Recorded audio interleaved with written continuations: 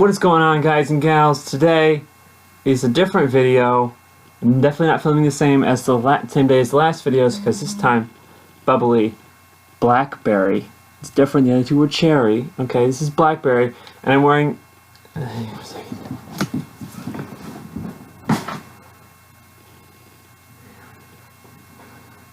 Different shirt.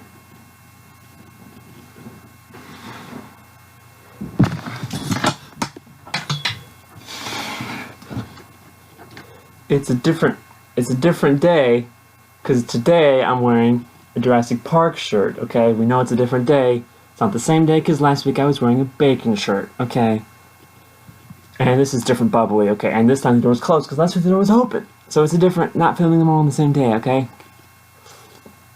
I don't even know why you would suggest such a thing. Okay, anyway, this is part 3 of our series where we are going through Stephen King stories, feeding the first paragraph of various stories into a choose-your-own-adventure AI and letting it do its thing for 15 minutes, letting it run 15 minutes and seeing what comes out.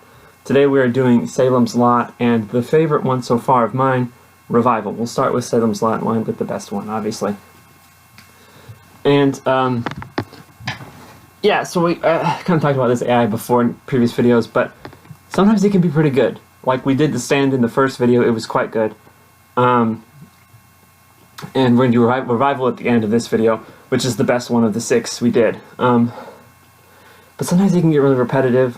We'll see in Salem's Lot that I actually had to get repetitive. I actually had to break the rules for Salem's Lot. I had to intervene and actually change some things to actually get the story moving.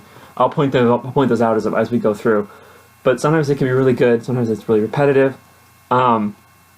It likes to introduce a lot of characters, but then it gets the characters confused with each other. So, I mean, it's really good software. It's designed to have the AI say something, and then you respond with it, and then you kind of build a story off of each other's things. But instead, I just had it keep saying its stuff by itself. And so, eventually, the story gonna get a little weird because it's not designed to do that. But, so yeah, I ended the stories. There's 3 possible endings to the stories. Either the main character dies, the story reaches its natural conclusion.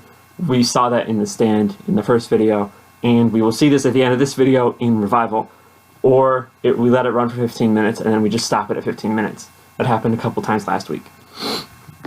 Okay. Gotta get hydrated. Alright, right now we're looking at Salem's Lot. Okay. By the time he passed Portland, going north on the turnpike, Ben Mars had begun to feel not unpleasurable tingle of excitement in his belly. It was September 5th, 1975, and summer was enjoying her final grand fling. The trees were bursting with green, the sky was high, soft blue, and just over the Falmouth town line, he saw 2 boys walking a road parallel to the express line with fishing rods settled on their shoulders like carbons.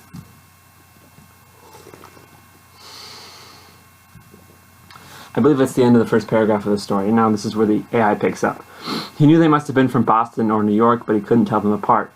They were both about 12 years old, and as far as Ben could see, their clothes didn't match one another at all. One wore a black suit, and the other wore a white sundress.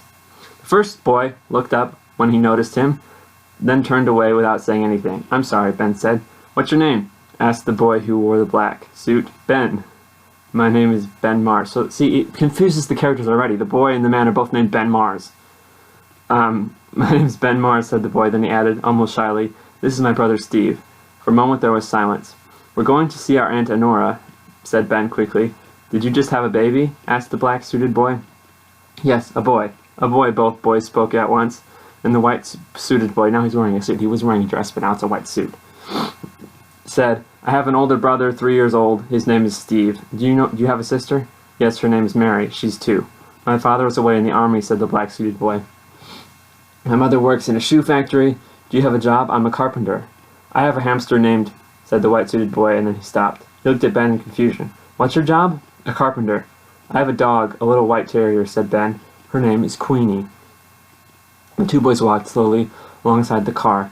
At last the black-suited boy spoke up again. "Can we see your Aunt Honora?" he asked. If you like, said Ben. Then he stopped. But she doesn't like children. That's not true, cried Steve indignantly. We can see her, said Ben. How do we get there? Said the black-suited boy. The little group fell silent. Then Ben looked at the sky. It was beginning to get dark. "You better go," he said unhappily. He turned and looked at his brother. Steve had fallen silent, but his eyes were shining. The two little groups parted company. The Mars house was a pleasant yellow cape with black shutters. It stood at the top of a small hill, and from the front porch you could see right down into the town below. When they had driven up the hill, Ben stopped the car. "I'll get out," he said. "You stay here." The two little boys walked up the path to the house. The black-suited boy rung the bell and waited. Finally the door opened. There was a quick look of surprise, and then both boys were engulfed in a huge hug. A woman in her 30s, dressed in a white dress, stood holding the boys. She had a face like a schoolteacher's. So, I don't know what that means, a face like a schoolteacher. Do all schoolteachers have the same face? Is that why no one likes to go to school, because all the teachers have the same face? They all look the same? That must be boring then. I wouldn't want to go there if everyone had the same face. I don't know. Whatever.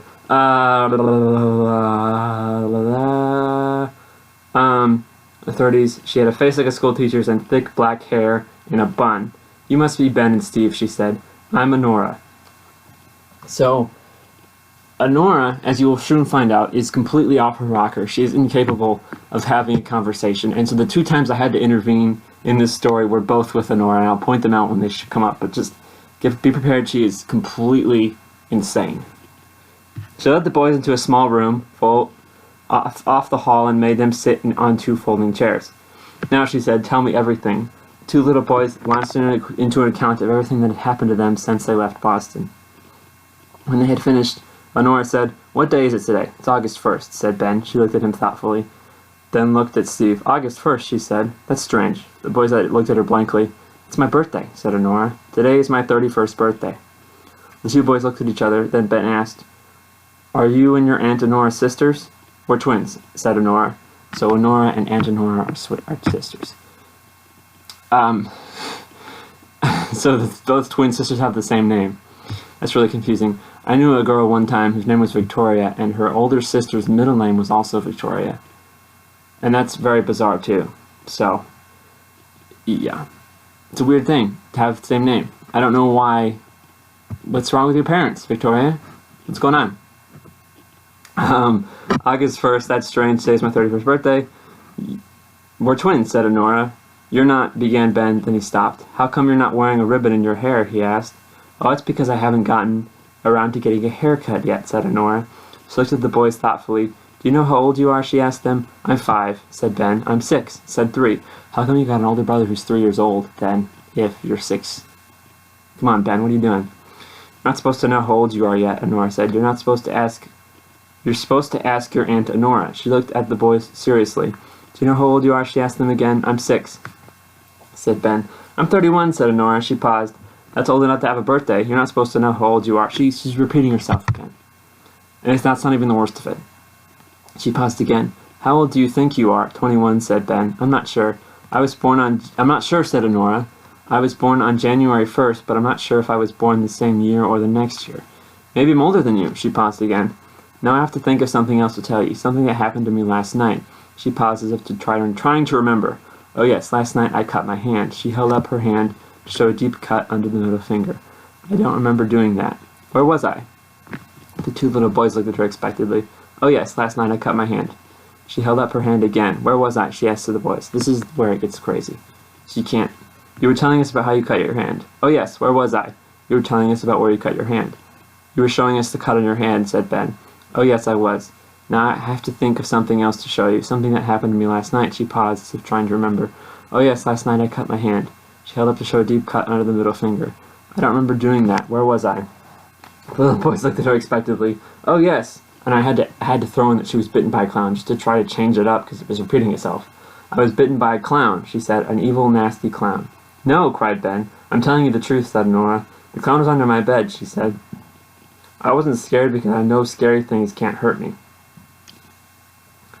"I still want to be scared," said Ben. "Well, he was very small and he had little eyes and they were red." "I'm scared," said Steve. Yeah, me too, said Ben. Where was I?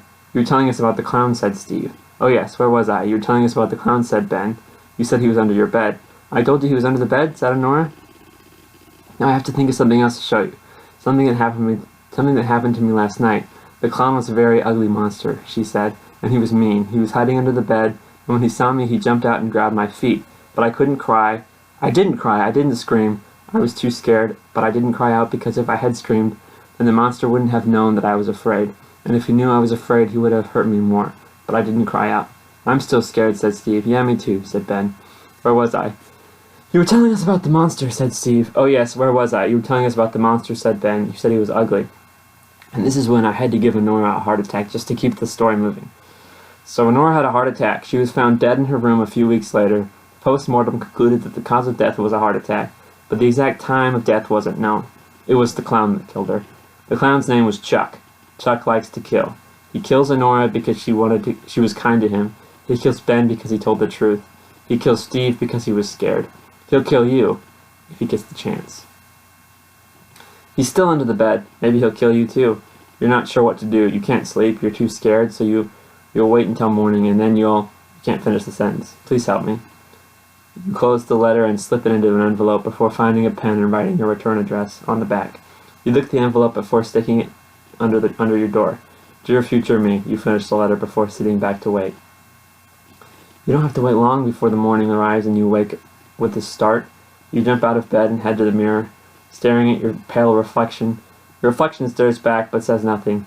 You stare at yourself a few more seconds, trying to work out what to do. There's no use in returning the letter. It's too late for that now. The only option you have is to get some sleep, hope the clown doesn't kill you in your sleep. You hurry through your morning routine and head to class. Cherry bubbly's better. During English, you spend most of your time looking out the window, hoping to catch a glimpse of something, anything, but the streets are empty. Everyone's at home or they're hiding. You feel a swelling guilt in your stomach as you imagine the clown hiding under your bed, waiting for you to sleep so he can jump out and kill you. After class, you head to the cafeteria for lunch, but there's nothing there either. The entire school is still empty. It's like everyone knew something was like this would happen and everyone hid.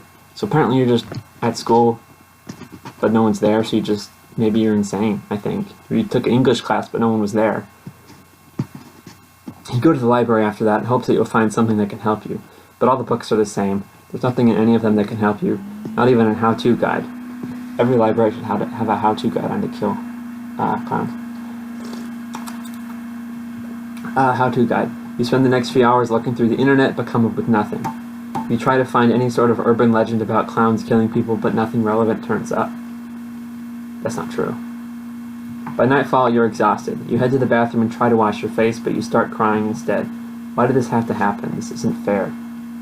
After crying for a few minutes, you compose yourself. The only option you have is now to wait. You wait until it's dark, you head home and hope the clown isn't waiting for you. You decide to watch some TV to pass the time. If your parents come home early, you can explain that you're staying at a friend's house. You flip the channels and stop on the local news. The legend of the circus clown continues to this day. Many people have claimed to see clowns in the dead of night, following them home and even watching them through their windows. Theories abound as to what this might mean. Some think it's the work of a circus that still visits this town from time to time. Others believe it's the work of a serial killer who prefers to hide in plain sight. The anchor woman turns to the reporter in the next shot. Reporter. In other news, a child went missing from her home earlier today. If you have any information on the whereabouts of Allison Klein, please call 911. You pause the TV. Allison, your best friend. You remember the last time you saw her. She ran up to you in the park, then ran away again when she realized you weren't playing. You chased her down and begged her to stay, but she just laughed and said you were boring. You remember her smile. That was the last time you saw her. You're going to find her, even if it's the last thing you do. You don't care if it's silly, impulsive, or something a sissy pants like your mom would tell you not to do. You head to your room and grab your jacket. Where are you going? Your mom asks. I have to go out. I'll be back soon. You sprint to your car and tear out of the parking lot. The streets are empty. If the clown is watching you, it won't matter. It won't see you. I have to find her. I don't care what happens, but she's got to be alive. I don't have a clue where to look, so you go to the only place you can think of, the woods. The woods aren't safe. but they're better than your house. If you stay away from the main road, you should be able to get there and back in less than an hour. You don't know what you'll find there. A body or her, maybe both, but you'll have to find her. You park your car on the side of the road and begin to head towards it. Walking past street after street, you round a corner and that's when you see them. A clown and a girl. She's wearing a red hooded sweatshirt and purple leggings. Her mouth is a gap, and as if she's screaming, but you can't hear anything. The clown holds a grocery bag in his hand. He dumps the contents out on the road. A barrage of eggs smash on the asphalt. The clown begins to laugh as he dances around the girl, cracking her in the head with an egg. She drops to her knees and places her hands over her ears. She begins to shake and wail. Turn the fan on, it's freaking hot up here. You watch in horror as the clown runs up to the girl whose eyes begin to water. He begins to laugh as he pokes her in the eye. Suddenly he stops. His head turns to the side as if listening to something. He drops down to his knees as if praying. He slowly gets up and looks around. Then he runs. The girl, however, does not move. She stays on her knees with her hands covering her ears. She rocks back and forth. You slowly walk over to her. "Allison," you ask, kneeling down to her level. Her eyes flicker open. They're red. It looks like blood is leaking out of her eyes. Maybe she's got Ebola. "Go home," she says. "What's going on? Are you hurt?" I'm sorry." She bursts into tears as she holds her face. The side of her head is a mass of bruises. You want to help her, but you're in no position to. What if you make things worse? What if she needs medical attention that you don't have? You stand up and take a step back. "I'm sorry," she says, staring at the ground. You're not sure what she means. You're not sure what's going on in her head. You need to go home. You tell Allison you'll see her later and run off. What happens next is a blur. You remember stumbling in the darkness. You remember tripping and hitting your head. You remember passing out. When you wake up, the first thing you see is a large crowd of people standing around you. They're pointing at you. "It's him! Get him!" a woman yells. They swarm over you, pulling you up by your arms and legs. "Stop," you say. "You killed him. You killed poor Mason." A man screams. Your head pounds. There's a deep ache in the back of your skull. You need to get home. "Please, I just want to go home," you say. "You killed our boy. Let him get out of here. Get him out of here," another screams. You feel the flames licking your skin as they rip you from the ground and throw you into the street. You scream as you hit the concrete, feeling the skin on your back break. You scream as you're strapped onto a gurney and held down by a large man in a surgical mask. He holds up a syringe with what looks like blue dye and a long, sharp needle. "Please, I just want to go home," you say. "He's got a pulse and he's breathing," the large man says. "Let's get him on the table." You scream as you're held down. A cold hand slaps you in the face, and you see a short, bearded man with a wire-framed glasses putting on a blood-covered white coat. "Don't struggle, or I'll give you something to really struggle against," he says, as he jams a syringe into your neck and begins to push down on the plunger. The world fades into black as you lose consciousness. When you wake up, you're strapped to a gurney. A masked man in a white lab coat stands over you. "Hello," he says. "My name is Dr. Goodman. You don't remember me, do you? It's been a few years." You look around as the masked man puts on a pair of their thick rubber gloves. "I'm a physician," he says. "I work with..."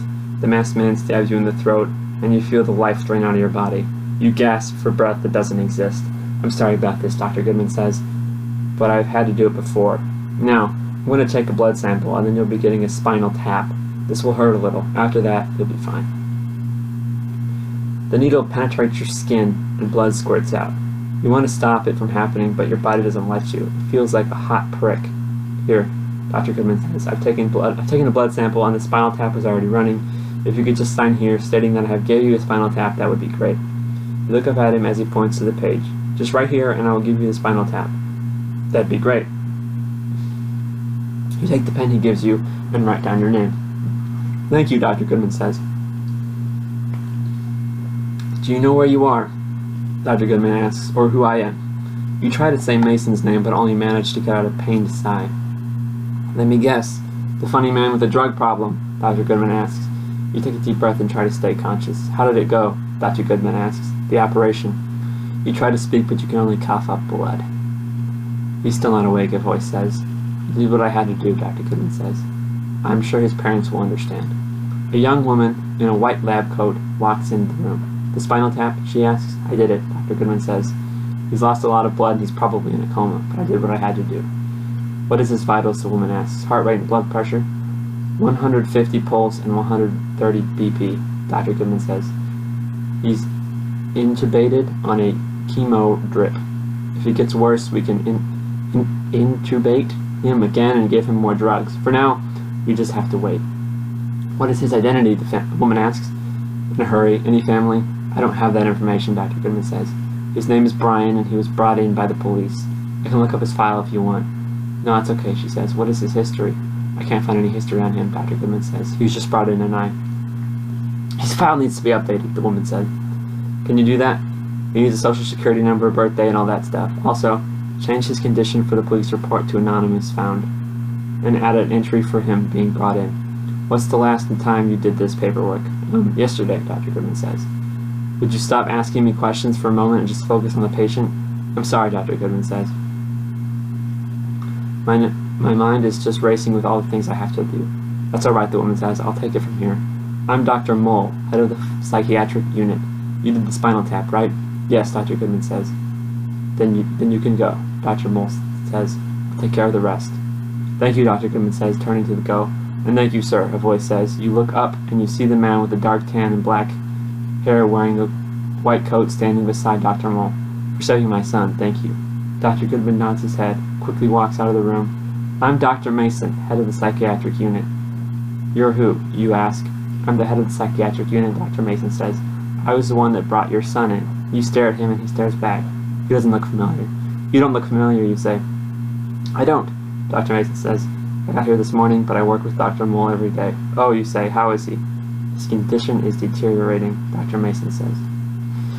So, I don't know what the deal with Mason is, the little boy, I think, that you killed, but apparently the doctor's name is also Mason, so I don't know if there's a connection there or not, but we have one last story to read, and it's Revival. The best so far. Unmarked car, we did that one. Okay, this is the best one. Revival. In one way, at least, our lives really are like movies. The main cast consists of your family and friends. The supporting cast is made up of neighbors, co-workers, teachers, and daily acquaintances. Supermarket checkout girl with the pretty smile, the friendly bartender at the local watering hole, the guys you work out with at the gym 3 days a week. And there are thousands of extras. Those people who flow through every life like water through a sieve. I guess it's flow, but flow is spelled wrong. Seen once and never again. A teenager browsing graphic novels at Barnes & Noble. The one who had to slip past, murmuring, excuse me, in order to get to the magazines. There are also bit players. The woman next in line at the stoplight, taking a moment to freshen her lipstick. The mother wiping ice cream off her toddler's face in a roadside restaurant where you stopped for a quick bite. The vendor who told you a bag of peanuts. The vendor who sold you a bag of peanuts at a baseball game. There are so many people on this movie set that it is impossible to tell them apart from each other. I think that's the end of the paragraph of the book, and so this is where the AI takes over. The only thing that could make this more confusing would be if we weren't watching a movie. You turn away from the screen and look around the room. You notice a man sitting alone in the corner of the living room. He looks as though he might be asleep, but then he stirs a little and sits up straight. He looks around as though realizing his presence is unknown to people, and is now alarmed by it. He half rises from his chair and then realizes that he has no idea what to do. He settles back into his seat, seemingly resigned to whatever fate has in store. The man's face is covered with a black beard, and he has a long hair that hangs in his eyes. He wears a long, tattered black coat that nearly touches the floor. A sword is on the floor next to his chair. You've seen this man before. He has appeared in other scenes and other movies that you have seen. He always sits alone in the corner of the room, watching the main characters on screen, waiting for them to notice him. Sometimes he smiles, other times his face shows a mixture of fear and anticipation. This man is Mr. Scream. He is the projectionist. If he were a real person, you would avoid him at all costs. As you watch him in the corner of your eye, he looks up and catches you watching him. He stares at you, waiting for you to look away. But you don't. You stare back at him. neither of you moving. Finally, he turns his head away from you and looks back at the screen. Behind you, a door opens, and your mom walks into the room. "There you are," she says. "I was wondering where you were. You never leave this room." Mr. Screen looks up, seemingly startled by your mother's voice. He looks away and pretends to be looking at the TV, hoping that she will not notice the man in the corner. She doesn't, and sits down on the couch, putting a large book in her lap. She begins reading, but you know she's aware of everything that is happening in the room.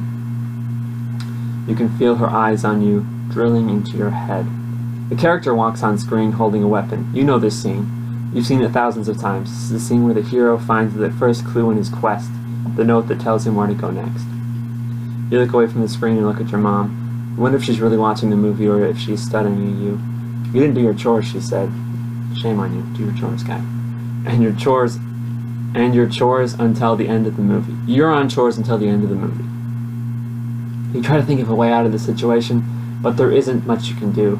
She has seen you reading this book many times before and knows you have no desire to stop. Still, she doesn't want to push your buttons, so you have an advantage. You can see a figure sitting in the corner of your eye. You must have seen him in most scenes of all the movies you've ever saw. He's the man behind the screen. Mr. Screen stirs from his seat and begins walking towards you. He's closer now, and you can see that he's holding a note. He stops in front of you and puts the note on the table. The movie continues playing behind him. You stare at Mr. Screen's face. His eyes are hollow, empty. He looks as though he has been carved from wood and not from flesh. Shabuke! "Don't read that," he whispers. "If you read that, you won't be able to play anymore." You look down at the paper, and your heart begins racing. It's a ransom note. If you don't play for them anymore, they will kill your mother. You can't let that happen. You have to play. But what choice do you have? You look up at the screen. The hero of the movie is staring at you. He looks hopeful. Hopeful that you will help him. Hopeful that you will prove that you aren't like the rest. You stare at Mr. Screen, whose face is contorted into a snarl. He's holding another note. This is larger than the first one. You need to choose which one you will read, because whichever you don't read, your mom will die. You look down at the papers, your heart racing. Which one do you want to happen? Mr. Screen begins to disappear. He fades away like a TV turning off. You look down at the papers in front of you and try to decide which one you should read. If you could read the first note, your mom will live. You could read the second, and your music career will continue, or you could do nothing and your mother will die. You read the second. You look up at the screen and your mom begins watching you with wide eyes. The hero of the movie looks at you, pleading, hoping that you will do the right thing. The auditorium is silent. Everyone in the theater is watching you, waiting for you to do what's right. You feel as though everyone in the place is judging you, waiting for you to fail. You look at the paper in front of you. The room begins to fade away. You feel yourself being dragged into darkness. You can't see anything, but you can hear everything. The squeaks of squeaking chairs, the hum of an endless amount of buzzing flies, and then a lone piano note hits your ears.